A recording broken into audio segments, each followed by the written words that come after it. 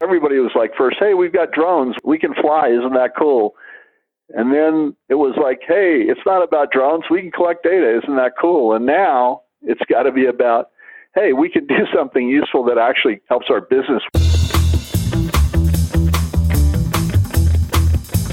You're listening to the Drone Radio Show podcast, the show about drones and the people who use them for business, fun, and research.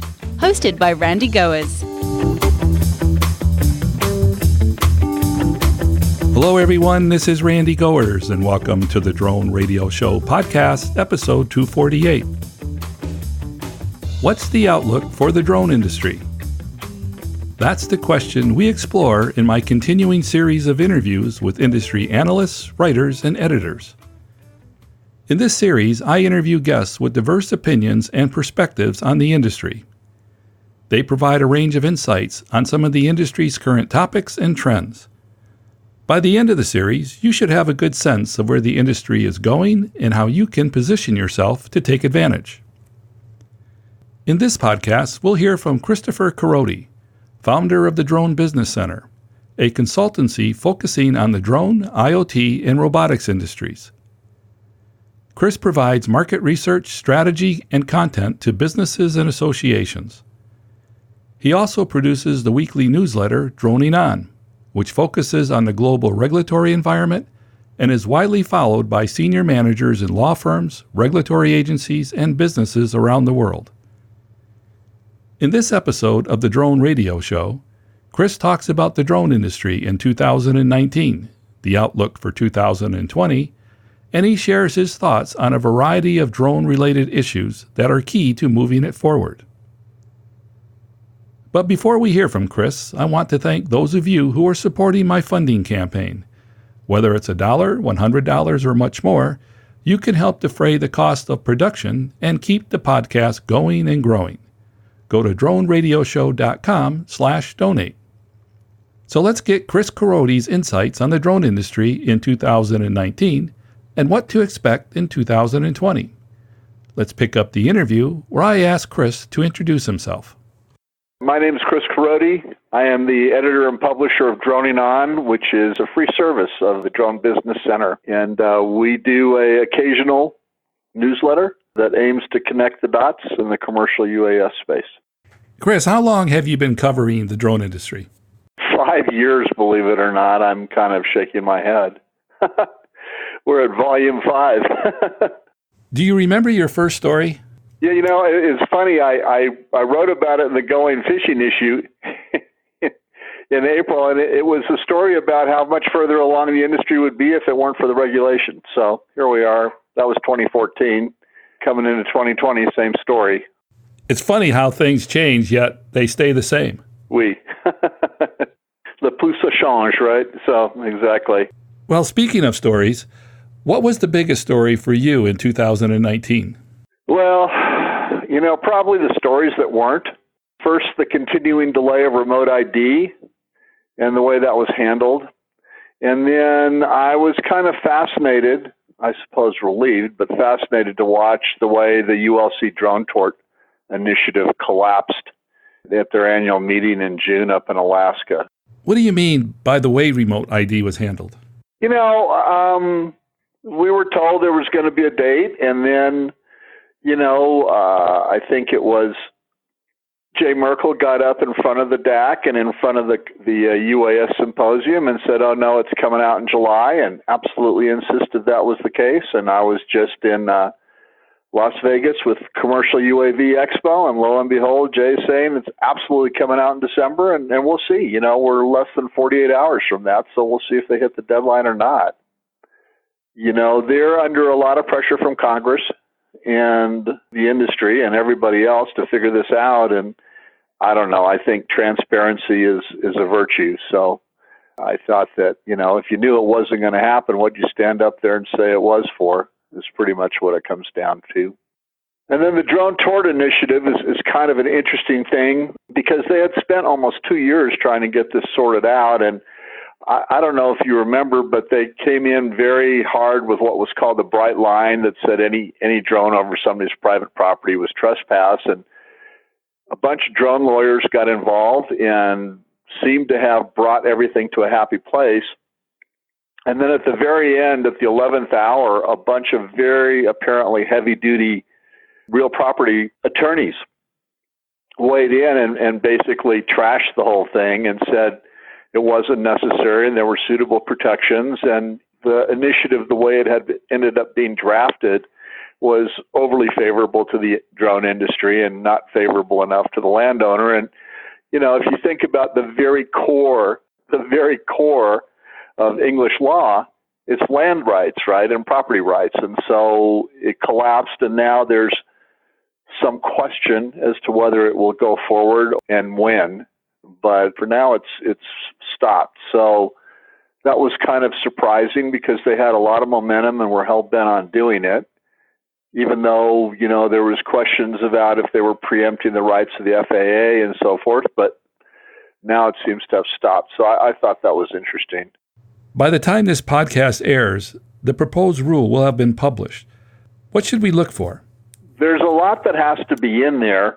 And, you know, it was interesting. There was something about DJI demonstrated at the ICAO meeting in Canada that they could broadcast the ASTM standard. And it ended up in one of the Facebook forums I follow, which is a good place to sort of take the pulse, I think. And people went nuts. And what I realized after reading 100 comments, please, in one day, was that a lot of people don't even know this is coming. So it's going to be a major deal because there's no challenge with getting compliance from the Part 107 people. Everybody do whatever they have to do to fly and work and be in business, but that's 10% of the population. There's one point I'd like to make, and maybe it'd be the surviving point, and that is ASTM is a technical standard that was developed under the leadership of a volunteer team, and it was designed to be an international standard that can be used by all 193 ICAO sovereign nations. Okay, so people need to be careful with their language. The ASTM standard has nothing to do with the remote ID rule or the remote ID NPRM. It'll simply be referenced as a way to comply to the rule or the NPRM. And they're just two different things. And I think that since we're getting started at the beginning, it's a good point to make is to be precise about the language, because otherwise there's just going to be lots of confusion. The remote ID proposed rule was published on December 31st and has about a 60-day review period. You can read Chris's preliminary review at DroneBusiness.center.com. Now, back to the interview. So what other stories caught your eye in 2019? Well, the whole thing around DJI, which is a really complicated problem that we can talk about later if you'd like. I'm really surprised at the way that the FAA is suddenly handing out Part 135s. A couple of thoughts. I find it ironic that all three companies, Amazon, Wing, and UPS, had to go offshore to the UK, to Australia, and to Africa to collect the data they needed to build their safety cases because the FAA wouldn't let them do it here. Part of Part 135, which is a airline delivery model, is they had aircraft certification, and they threw it out for Part 135. And I think that was a really missed opportunity to figure out how certification needs to work with UAS. And if there were ever three companies that had deep enough pockets to participate in that, it was these three. And I don't know all the facts, but I was surprised with the UPS approval since they're flying the same Matternet aircraft that was grounded by FOCA after two crashes just a few months earlier. How does Part 135 fit into drone deliveries? Part 135 is an existing part that the FAA uses for small aircraft to deliver stuff. You know, it's for manned aviation. And somehow someone clever came up with the idea that they could use it for drones. But the point you're making is that the U.S. companies had to go outside of the United States to prove their case because for some reason they couldn't test inside the U.S. They weren't allowed to. I mean, you might remember when Amazon announced, and this goes back to the early days, when Bezos got on television and announced that he was going to deliver by drones, which was 2013 now. And then the next kerfuffle was the Amazon guys saying to the FAA, your approval process is ridiculous. By the time you get through this, we've iterated 5 next new generations. And so they took off and went off to England to test. And I don't know the backstory with Wing, but they went to Australia to test. And UPS was an early investor in Zipline in Rwanda. So, you've seen the occasional onesie flirty burrito or, the onesie flights in the U.S., but nothing at scale. Wing is talking about having flown 80,000 missions, I think, in Australia. So all that data was, good data, I'm sure, but obviously came from offshore. If I'm playing devil's advocate, does it really matter where the testing is done, so long as it's a valid test? Just unfortunate that since they're all American companies that they didn't get to do it here in the first place. That's all. Just find it ironic. I don't think there's anything wrong with it. There's certainly nothing illegal about it. Those guys were aggressive. They were smart. They solved their problem. They went and did it. They understood what it was going to take to make the safety case, and they went and got what they needed. What were some of the positive stories in 2019? I was invited to cover the GUTMA, the Global UTM Association, had an event in Portland called Connected Skies, which about 250 people on the Intel campus up there. And it was pretty extraordinary. People from all over the world trying to come up with an interoperable approach like we have in manned aviation, so there's common standards around the world. Again, there's 193 ICAO member nations that all want to figure this out, all want to participate. And GUTMA has a lot of cellular people as part of it, which brings some new thinking and talent and money to the party, so I was happy about that. And then I was invited to participate in the Drone Journalism Summit in New York last month, which is a whole different group of people and set of concerns. And, fighting for tough battles for the right to fly and cover the news is guaranteed by the First Amendment. I think the organizers did a great job because they mixed journalists and first responders. So we had a lot of fire captains and people like that, because they recognize that the first 2 groups on the scene of an emergency or a crisis or an accident are typically the journalists and the first responders. And for me, and here's a plug, the best good news story of the year is what drone responders are doing. Those guys are everywhere. They're making deals everywhere, making stuff happen. And I continue to be impressed with what Sharon Rossmark and Wendy Anstein are doing to women in drones. I was involved in judging Women to Watch again this year, and it's just an excellent program. It's global, and they're doing a lot to promote this. They also do a lot of work with STEM, so I think that's a good story. I've done several stories on the use of drones in the first responder area, but I really haven't talked to many people in media on the use of drones. So it's interesting to me that they were brought together in this format. What can you tell us? Well, so there's a gentleman named Mickey Osterreicher, who is the counsel for, or the chief attorney, some variant of that, of the National Press Photographers Association. And he's very active. He travels to all the shows. He litigates a lot of cases.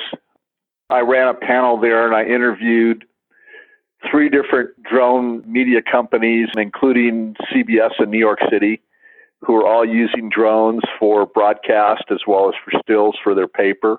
And, this is all about having to coordinate heavily with your local police, knowing your turf and making your arrangements ahead of time. I think one of the big challenges remains, and I think that drone responders guys know about it and are working on it, is when you get into an emergency situation, whether it's a hurricane or a disaster or a 50-car pileup or whatever the bad news is, there's a lot of stuff going on at once. And because we don't typically use radios, and radios are not part of what you have to know about for Part 107, you're kind of cut out of the communications link that the incident commander is using, that the helicopters, are, if they're on the scene, are using. And it's a matter of figuring out and building that integration. How does everybody talk to each other so that they don't make the problem worse, right? And so there's a lot of focus on things like that to seem mechanical. There's also things like Mickey's brought a suit in Texas where they've got a law which basically says that there's 19 different segments where drone journalists cannot fly. They can't fly over processing plants. They can't fly over agriculture. They can't fly over this, that, and the third thing. They can't fly over refineries. They can't fly over prisons. They can't fly over schools. You know, the prisons part we understand, but it really restricts the news coverage, and it's their right under the First Amendment to cover it. So he's brought suit, you know, and I think there's a lot of those local battles getting fought because basically every state is doing one way or the other exactly what they want, you know, and it's about staying on top of all of that. But the use, all these people I spoke with all say, you know, this is a tremendous tool and it's making a difference. We can cover more stories. We can tell stories better. And, you know, a lot of stations, for example, Mickey's wife, Kathleen, runs the station in Buffalo, and they don't even have helicopters, you know, so some of these people can do coverage, and it's compelling, you know, people respond to it that they couldn't have had before. So it's making a nice difference for the journalism community. Any stats from 2019 that you find interesting? Well, the new FAA numbers in November are good. I don't think they're spectacular. There's about 160,000 Part 107s now, and 415,000 commercial drones, and over 1 million registered recreational drones. But you have to remember that when you register a recreational drone, you pay your $5 once, and you can use that same N number as many times as you want forever. But one of the big questions was, you know, what's the renewal rate going to be like on Part 107? You know, because we thought that was a pretty interesting way to sort of take the pulse of the industry, since as of September 2018, it was 2 years. And I worked on a survey with Alan Perlman at UAV Coach this year to explore it. And we had a really good-sized sample. We had 1,400 people, all UAV Coach students who had passed Part 107. And we found out that maybe only 2 or 3% were not planning on renewing. And it was interesting because 45% of them hadn't made a dime flying, but they still plan to renew. But, you know, honestly, there are a lot of newbies in the bunch, so we'll see in a year or two. But I found that kind of interesting compared to the analysis, which used FAA data to show that renewals were cratering. So there's a story there somewhere. I'm not quite sure what it is. So I thought that was interesting. Could it be because Alan has a very active and engaged community, maybe more so than the overall universe of pilots that are tracked by the FAA? I would think that these individuals would be more likely to recertify than those who are not so much engaged. No, you're definitely onto something. I mean, you know, it's definitely a skewed sample, but still 1,400 people, that's 3%, you know, confidence. That's a pretty big sample. How would you characterize the health and the strength of the industry? You know, it's hard to say, you know, but I think it's mixed. There are definitely people who are making money, service providers who are making some money, and hopefully some of the developers and manufacturers are. Some people I talk to say that they're seeing their customers moving from pilot programs to much larger programs, which is, you know, the growth we all want to see. And there's a question going back to Part 107 pilots, which is, you know, a lot of people seem to think that the growth there is in-house people being hired, in-house people being trained with a Part 107 to add to their other duties. A quarter of the people that responded to Alan's survey fall into that category, but there's no way to break it out because the FAA doesn't really have a way to ask that. So, you know, it's kind of like you've got the corporations, they're finding their sweet spots, they're training their people, they're growing, they're getting their waivers, they're doing whatever. You have some of the service providers doing that, and then there's probably another group that nobody knows or hears too much about because they're not organized or terribly well represented. The thing is, any which way you cut it, I think, is that people are getting results, right? This stuff works. The people who are figuring out how to use it to meet whatever their business problem is or their business need is, they seem to be happy. They're getting results. What stories concerned you in 2019? Well, I think the DJI bans are really concerning because they really shine a light on how dependent the whole industry is on them. The 2020 National Defense Appropriations Act should be law any day now. It's through the House and it's waiting for the president's signature. And that bans the military from buying any foreign-made drones. They have a list of like 4 countries. It's, China, Iran, North Korea, and somewhere else. It's not a very illustrious company. But then you look at the impact on the Department of the Interior, which was just ordered to ground some 800 drones for most of the uses they have. And they say they attribute some $15 million in savings to their drone program. A lot of it spent fighting wildfires. And a study that Drone Responders did shows that 77% of the public safety people they surveyed fly DJI, and those people would really get hurt by a ban on federal funds. There's another bill in the House and the Senate to ban federal purchases and funding. I don't know if it'll pass, but they would be directly affected. So you have the situation where you have a company that is the market leader, has 75-80% of the product out there, and is in deep disfavor, but there's no real alternative. And there's been a lot of talk about, American drones. And this week, in fact, the president signed the memorandum, I wrote this down for you, on presidential determination pursuant to Section 303 of the Defense Production Act, which declared that without presidential action, the United States industry cannot reasonably expect it to provide the production capability for small unmanned aerial systems adequately in a timely manner. So I don't know what it means, but it's a big order to figure out the product or products you're going to build and, whose spec list you're going to have to check. Then you have to develop a supply chain, right? You have to hire and train people. You have to build a manufacturing facility. You have to develop the partnerships to get the things you can't do yourself. And then you have to deliver enough units for an ecosystem to grow around you. And that's a multi-year effort. Who could lead something like that? Obviously not the FAA, but the federal government might have to get involved at some level to counter the Chinese economic model. Someone like NASA, maybe? After all, it led the space program, and that spawned a lot of private companies and technology that we now get to enjoy. If you put NASA in charge of it, you probably get something pretty good out of it eventually. But, the person who wants this the most is a woman named Ellen Lord, who runs acquisitions for the Department of Defense. So you're basically talking about, how do I replace the 2,000 plus DJI drones that the military owns and flies with a domestic one?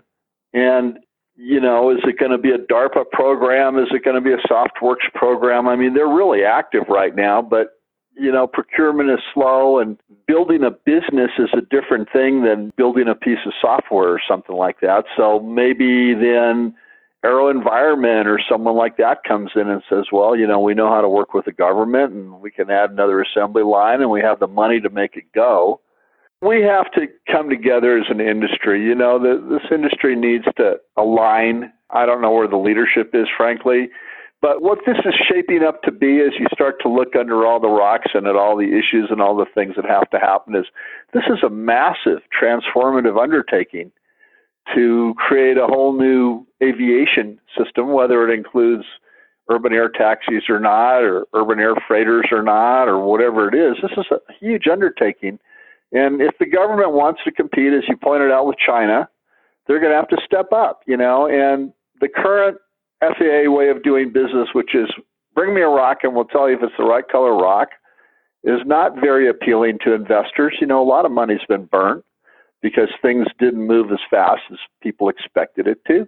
And pounding the rock, sort of, as they say in football, it's well beyond what startups can do. They're not built to do that. They're not designed to do that. So, there needs to be this, this is all great stuff, you guys, and there's tremendous economic potential here, but we're not going to get this done with little startups and, $5 million here and some other company, investing $3 million to build that piece. And the third piece, what's missing is some kind of integration. And when you refer to the space program, guess what? NASA integrated it, and they got all the subs, and they built a rocket that could go to the moon, and they're doing it again right now. So Jim Breedenstein, who's the head of NASA, he was the keynote at Commercial UAV Expo, and he wants a sky black with drones and air taxis, and he's got the UAM Grand Challenge coming up in 22 and things like that. But there needs to be some kind of focused, concerted effort that everybody can grab onto. I think there's lots to be optimistic about. The evolution of the technology is astonishing, And the big economic drag continues to come from the regulatory side. So, going back to DJI for a moment, are there areas where the company may not be so dominant in the future? as we get into the more advanced operations, you're going to need different kind of aircraft. You know, when you really get to real BVLOS, that's going to be a separate business. That's not going to be somebody flying around with their DJI. There's really two levels of BVLOS, and one is somebody flying 500 miles of pipeline with detect and avoid and figuring out the weather and routing itself and doing all that stuff autonomously, okay? And that's got to be 10 years away, I think. I had a conversation with some guys from Parrot, some of the senior guys from Parrot at Interdrone a couple of years ago, and we were talking about BVLOS, and I said, well, because these are little birds, they're comparable to DJI, right? I said, where do your guys want to go? Oh, they want to go a mile or two. You know, they want to go the other side of the job site. They want to go the other side of the campus. They want to go the other side of whatever. And that kind of BVLOS, honestly, people are doing anyway. You know, they're not supposed to, but there's lots of people doing that. And so I think that the market kind of splits there and will evolve separately. So as the more specialized segments come in and there starts to be certification, there starts to be this and that and the other, if I'm DJI, I wonder if I go chase everything. You know, I've got a nice business, 75, 80%. What do I got to go chase a 3% business for? So that may break it a little bit. We'll see. Other than the remote ID rule, which is pretty big, what do you see on the federal level that we should be aware of? The fact is, there's nothing for next year. For 2020, will be exactly like this year, waiver nation, and I would suspect a good part of 2021, the best case will be waiver nation. And then you get this kind of interesting question of if and when remote ID becomes a rule, they tied ops over people and night flying to it. And do they announce that the same day because there's no uptake, no demonstration of uptake on remote ID at that point? Or do they have to wait to see some number of, adoptions before they feel like there's enough to satisfy the security agencies? So 2020 is dead. You know, I mean, in 2020, there's supposed to be a new NPRM for Section 2209, which comes out of the 2016 reauthorization. And what that's about is how does a critical infrastructure civilian Southern company, Duke, Shell, designate some portions of their facilities as critical infrastructure and therefore get them marked on a map that says no fly or has some kind of flight restriction on it. You know, that's a whole big messy deal in itself. And so that's right now on the calendar for 2020. I don't know if anything else is. So next year, regulatory is going to be just like this year. I mean, you know, and hopefully the waivers will get a little easier to get, more consistent. And there's all kinds of weird stuff that they give waivers for. I mean, think about it. There's no remote ID, but they're saying that UPS will be able to go beyond line of sight. They can't now, but that you can have a delivery service, but there's no remote ID. I mean, these kinds of ideas don't really mesh together very well for me. So, you know, you can never tell what you get a waiver for. It's always worth a shot. What do you see happening in the industry for 2020? I think, you know, that companies will continue to scale out. We've proved the business case now. I think the value of drones in the energy sector, construction, insurance, public safety, and maybe agriculture has been established. So now we watch as more people adopt or people grow existing programs. And I think the sort of crawl, walk, run trinity, if you will, was everybody was like first, hey, we've got drones. We can fly. Isn't that cool? And then it was like, hey, it's not about drones. We can collect data. Isn't that cool? And now it's got to be about, hey, we can do something useful that actually helps our business with the data. And that's kind of how do we integrate the drone data into the enterprise decision-making systems and the workflows. We're going to be real about AI and machine learning. And, you know, the thing here is that SUAS is a tiny market, and there's not a lot of R&D capital dedicated here. So I think some of these solutions are going to have to come from other work in robotics, other work in autonomous vehicles, things like that, Internet of Things, industrial Internet of Things. You know, we're part of that much larger, and hopefully some of that stuff will trickle down. But I think the other question is, and I don't have the answer for this, is Are there more industries sitting on the sidelines waiting to start pilot programs who are maybe put off by having to operate an airline or the vagary of the rules or whatever?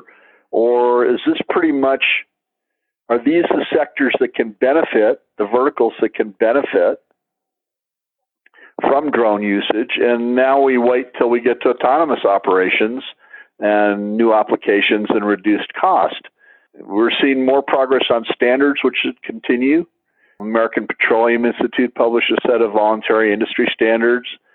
ASTM, as we've talked about, got the remote ID technical standard done.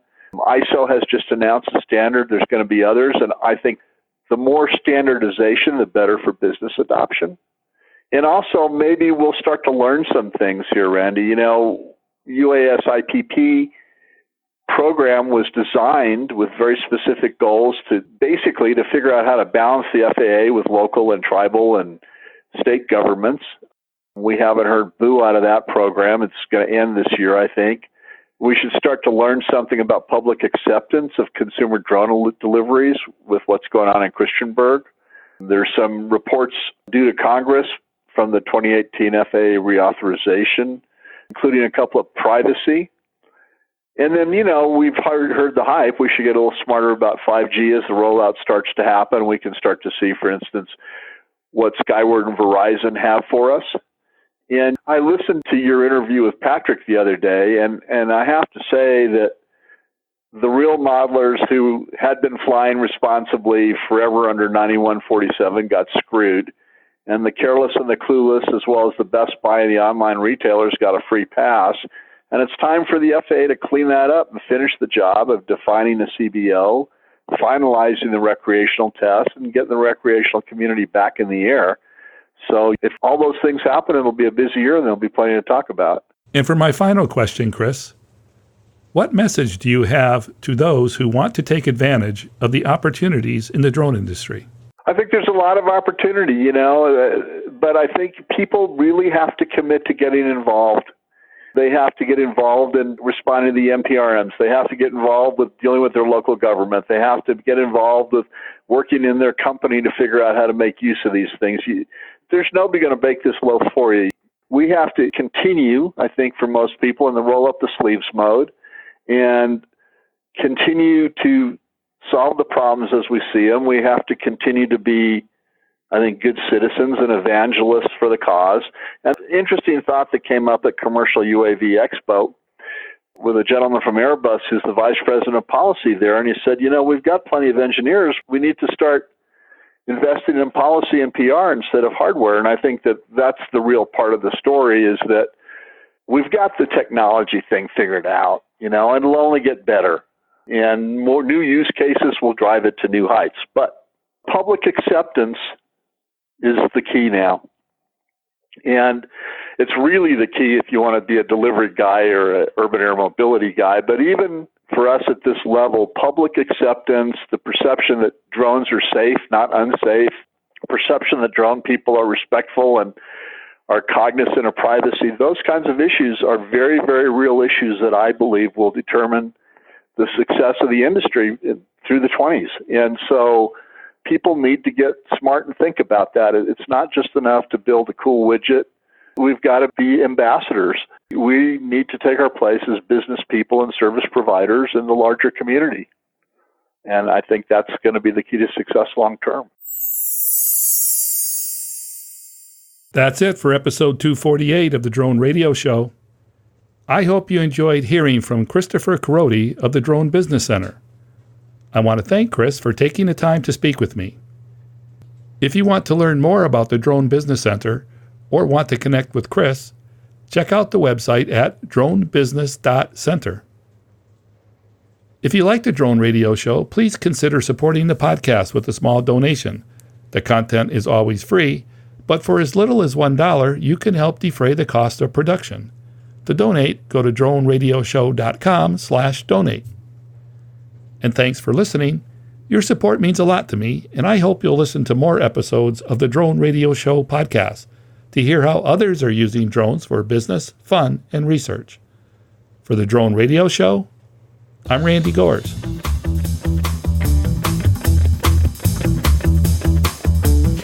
This has been the Drone Radio Show podcast. More information on today's show can be found on our website at www.droneradioshow.com. If you're using drone technology for business, fun, or research and would like to share your experience on the show, please visit our website and fill out a guest appearance application. And don't forget to follow us on your favorite social media channels.